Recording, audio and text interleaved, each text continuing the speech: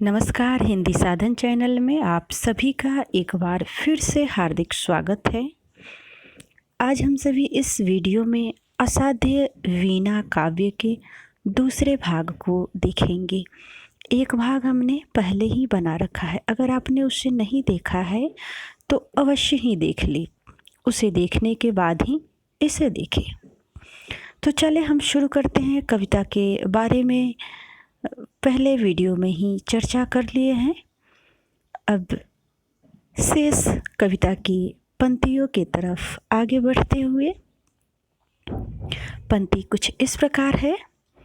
हाँ, मुझे स्मरण है दूर पहाड़ों से काले मेघों की बाढ़, हाथियों का मानो चिघार रहा हो युद्ध, घर घराहट चढ़ती वहिया की, रेतीले कागार का गिरना छप छराप, झंझा की फुफकार तप्त, पेड़ों का अरड़ा कर टूट टूट कर गिरना, ओले की करी चपत, जमे पाले से तनी कटारी सी सूखी घासों की टूटन, ऐठी मीठी का सुगंध घाम में धीरे धीरे रीशना, हिम तुषार के फाहे धरती के घावों को सहलाते चुपचाप, घाटियों में भरती गिरती चट्टानों की गूंज, कांपती मंद गुंज अणुगुंज, सांस खोई सी धीरे धीरे नीरव।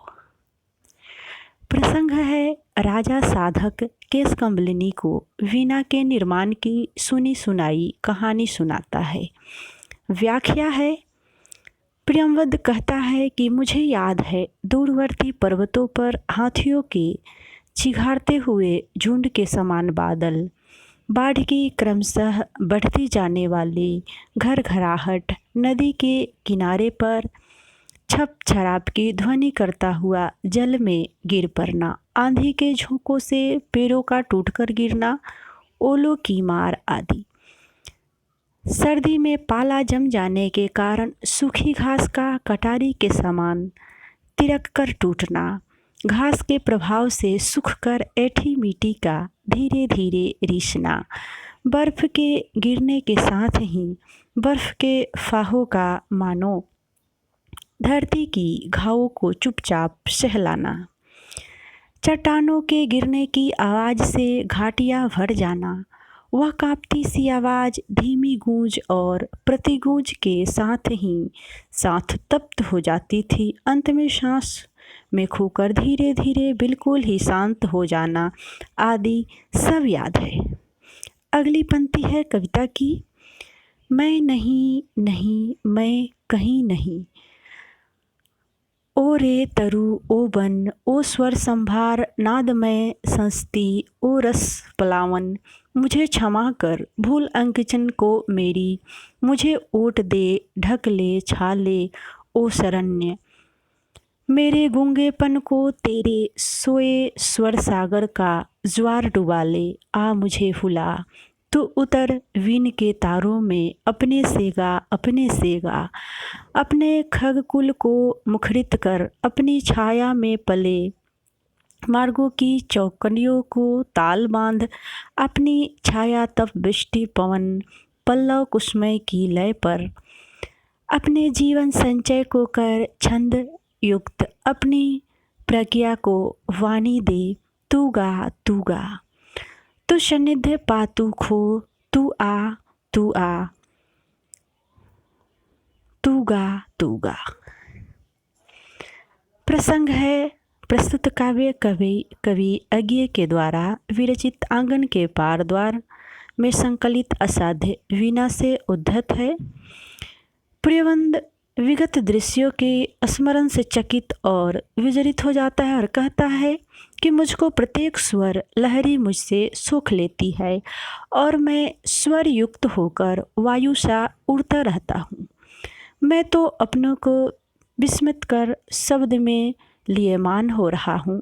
इससे आगे केशकमलिनी क्या कहता है उसी का वर्णन कवि इस पद में कर रहा है।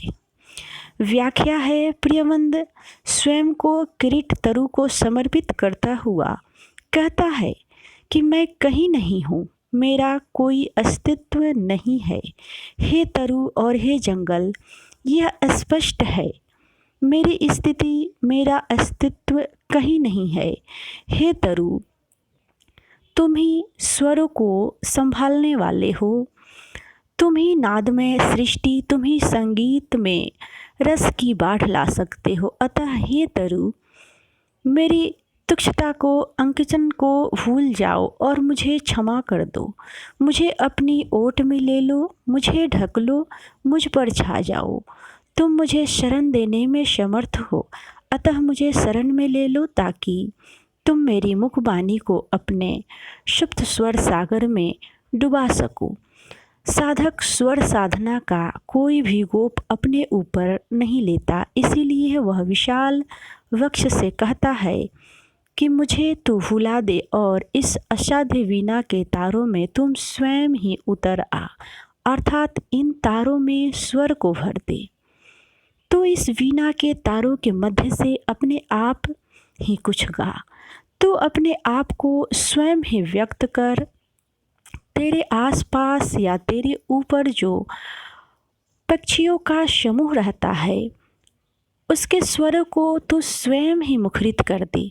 तेरी छाया में जो जगमग करते रहे हैं, उन चौकनियों को तू ताल में बांध दे। अपनी छाया रूपी तप वर्षा, पवन, पत्ते, फूलों की लय पर तू अपने जीवन की संचित निधि को छंदोबद्ध करके अपनी ही बुद्धि को वाणी के द्वारा व्यक्त कर दे।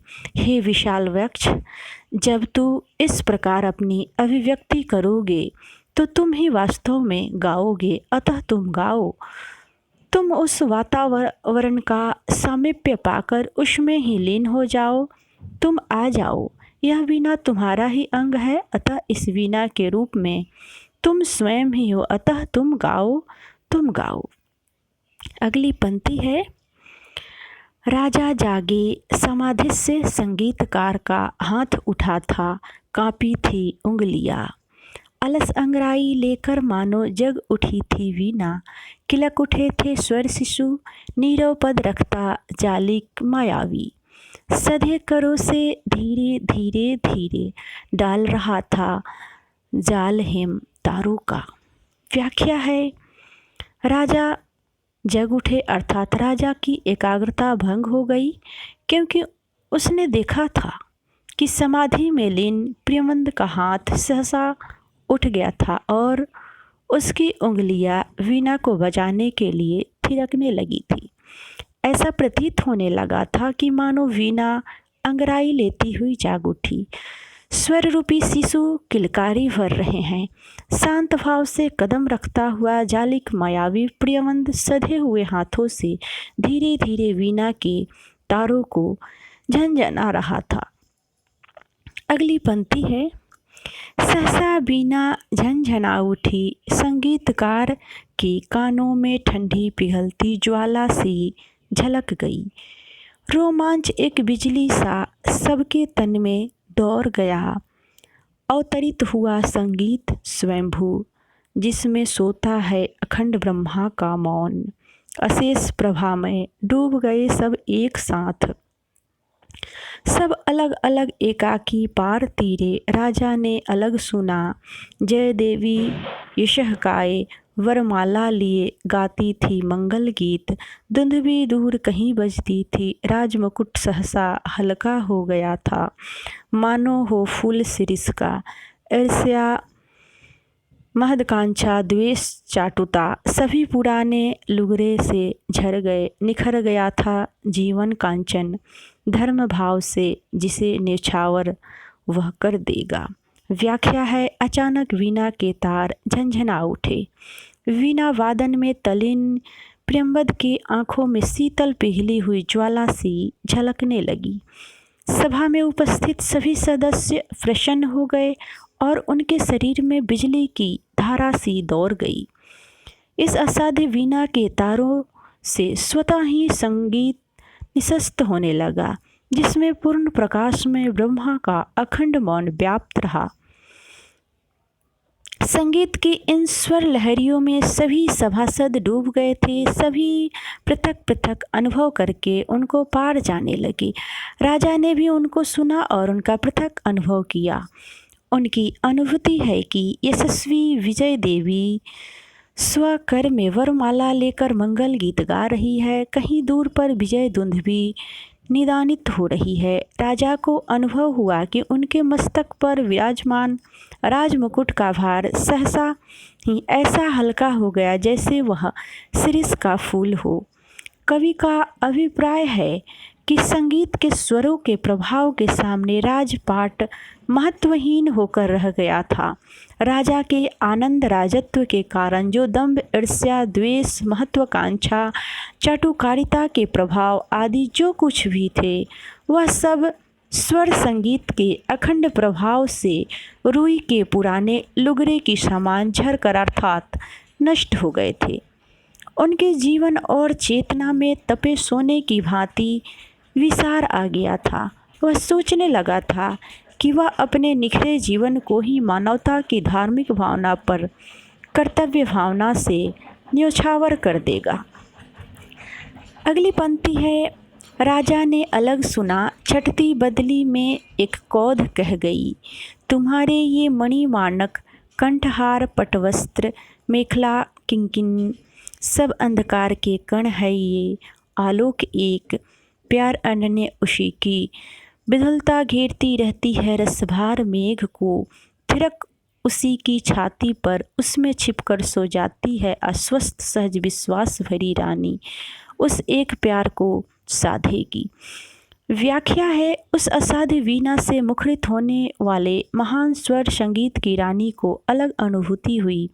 उसे लगा कि मानो छटती हुई बदली में कौंधती हुई बिजली उसे यह संदेश दे रही है कि तुम्हारे ये मणि माणक, ग्रीवाहार, रेशमी वस्त्र, गगनी पैजब आदि सभी सौंदर्य बढ़ाने के साधक अंधकार अर्थात अज्ञान के कण मात्र है।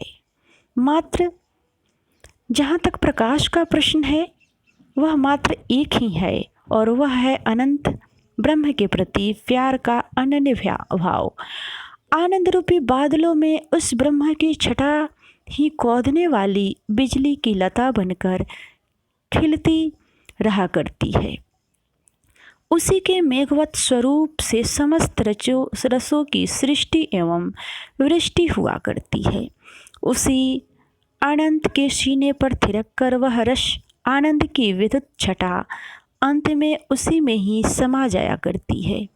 संगीत की स्वर लहरी से सहसा मिलने वाला इस संदेश ने रानी को आश्वस्त किया।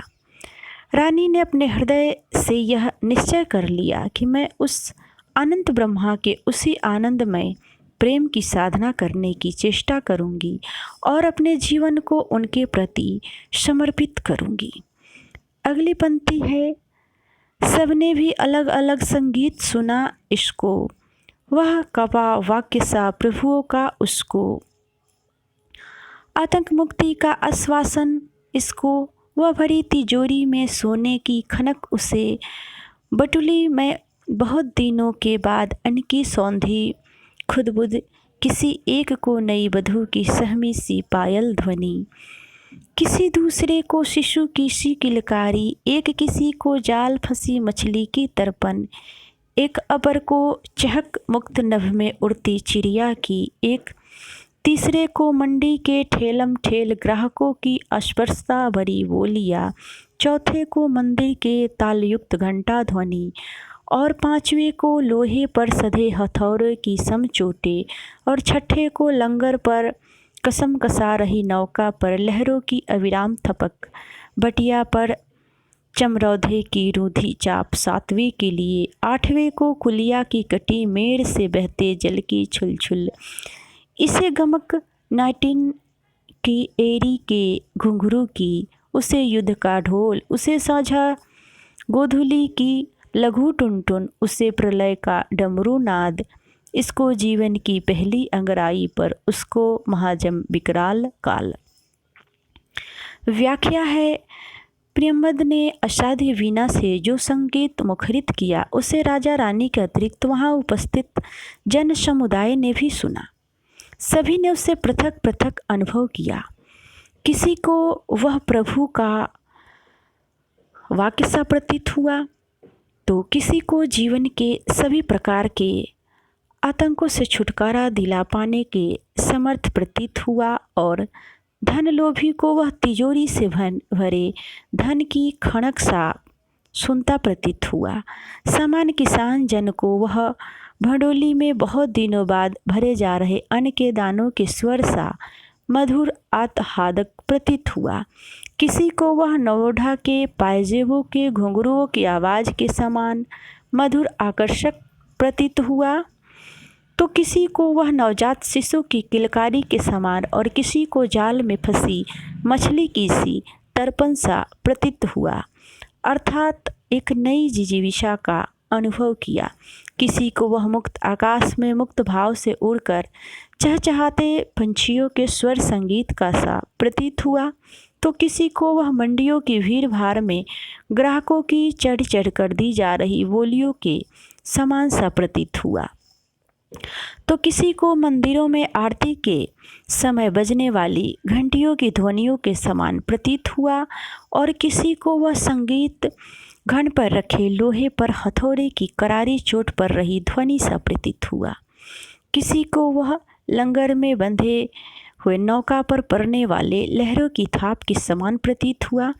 किसी को वह संगीत नया चमड़े का जूता पहने पगडंडी पर चल रहे व्यक्ति के पगचाप की ध्वनि सा प्रतीत हुआ, तो किसी को वह संगीत झोपड़ी की बर्तन के पानी से बचाने के लिए बनाई गई मेड़ के कट टूट जाने के बाद छल छलाकर भीतर आते पानी के स्वर के समान प्रतीत हुआ। इस प्रकार किसी ने तो वह संगीत नटने की घुंघरुओं वाली एड़ियों की ध्वनि सा ग्रहण किया, तो किसी को युद्ध के लिए बज रहे ढोल जैसा सुनाई दिया। किसी को वह संगीत शाम के समय धूल उड़ाते गांव की ओर लौट रहे पशुओं के गले में बंधी घंटियों की टुनटुनाहट सी प्रतीत हुई, तो किसी को वह प्रलय के लिए तांडव नृत्य कर रहे शिव के डमरू की आवाज़ के समान सुनाई दिया। किसी को सुनकर यह अनुभव हुआ कि उसका जीवन सुख संगीत की प्रथम मस्त अंगराई ले रहा है, अर्थात नए जीवन का आरंभ कर रहा है। किसी को वह महाकाल की भयानक चंभाई अर्थात जीवन के अंत का अनुभव हुआ। कहने का तात्पर्य यह है कि जिसकी जैसी मनोवृत्ति थी उसको संगीत की वैसी ही अनुभूति हुई।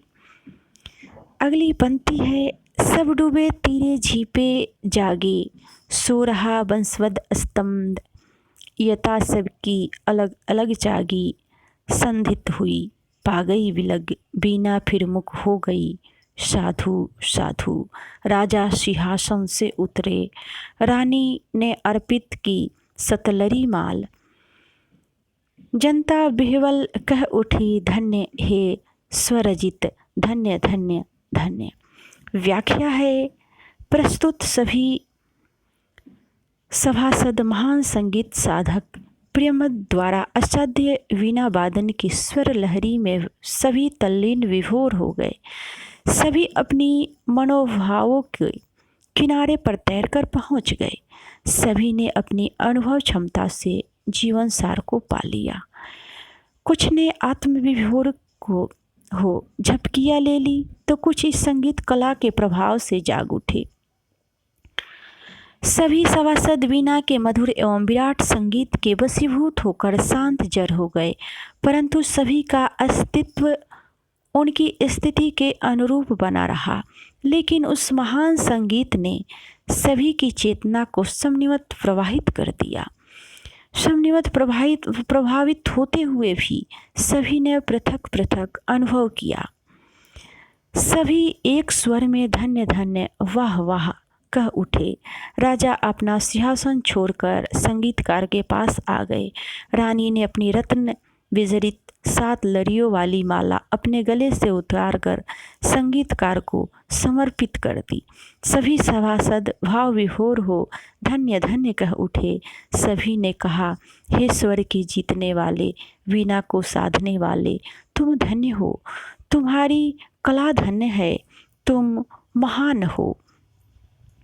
अगली पंक्ति है, साधु साधु साधक धीर, धर्म धन धन्य राम, कह लिया भगवती ने राघव का हस्त थाम।